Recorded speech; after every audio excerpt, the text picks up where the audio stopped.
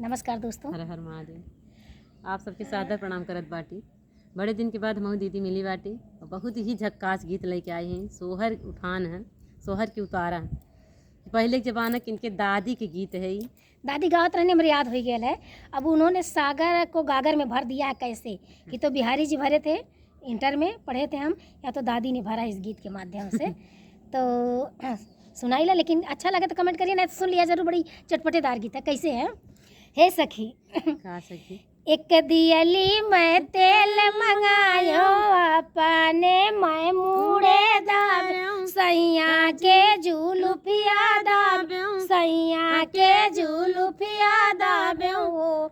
सखिया छवए महीनवा दियवा बार, तोरी लवा ढर काई दी है हो। सखिया छवए महीना दियवा बार, होरी लवा ढर काई दी है हो। सखिया छवए महीनवा दियवा बार, होरी लवा ढर काई दी है हो।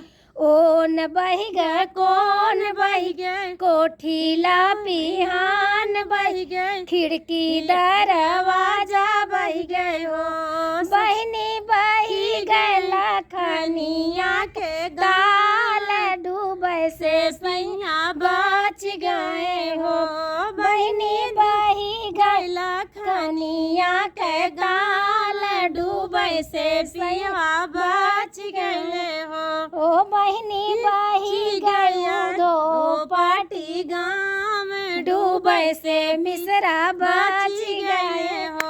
ओ सखिया डूबी गए उधो पाटी गाँव में, डूबे से मिश्रा बच गए हो। कुछु मोरी सासू भागी, कुछु मोरी ननदी भागी, कुछु मोरी सासू भागी, कुछु मोरी ननदी भागी हो।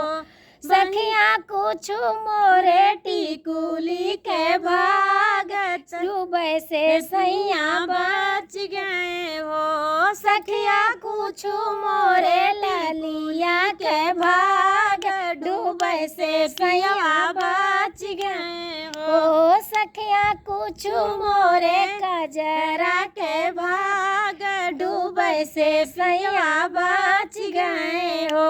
सखिया कुछु मोरे मंगिया के भाग, डूबे से सैया बच गए हो। एक कोसिया मैं तेल मंगायो, अपने मैं मुड़े दाब्यो, देवर के जुलुफिया दाब्यो, लड़िकन के चानी दाब्यो। सखिया छवए महीना दियवा बार, होरी लवा ढर काई दी है हो। ओ सखिया छवए महीना दियवा बार, होरी लवा ढर ढर काई दी है हो। ओन बह गए कौन बह गए, खिड़की दरवाजा बह गए, कोठीला पिहान बह गई हो। बहिनी बही गई जिलावा हमार, डूबे से पियवा बच गए हो। बहिनी बही गई अम्बेडकर नगर जिलावा, डूबे से सैया बच गए हो। बहिनी बही गई अम्बेडकर नगर जिलावा, डूबे से सैया बच गए हो। कुछु मोरी ननदी भागी, कुछु मोरी जेठनी भागी, कुछु मोरी ननदी भागी, कुछु मोरी जेठनी भागी हो। बहनिया कुछु मोरे तुआ के भाग, डूबे से सैया बच गए हो। सखिया कुछु मोरे से जिया के भाग, डूबे से सैया बच गए हो। सखिया कुछु मोरे से जिया के भाग, डूबे से सैया बच गए हो। सखिया कुछु मोरे बहिया के भाग, डूबे से सैया बच गए हो। सखिया कुछु मोरे लड़िकन के भाग, डूबे डूबै से सैया बच गए हो, सखिया कुछ मोरे लड़िकन के भाग डूबै से सैया बच गए हो। कि एक कोसिया तेल में पहनी, अब सोच ले एक गाँव कोसिया के तेल कहा में। जिला पूरा जवार मार कुल जिला लेकिन हमार सैया बच गए।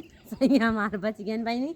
और गीत कैसे लगा आप लोग कमेंट माई के बताइए। गीत हमारी दादी बहुत के। ही झक्कास मजेदार गीत है। हाँ हाँ, गीत कैसे लगा कमेंट बताइए। फिर मिला जाए ऐसे वीडियो के साथ।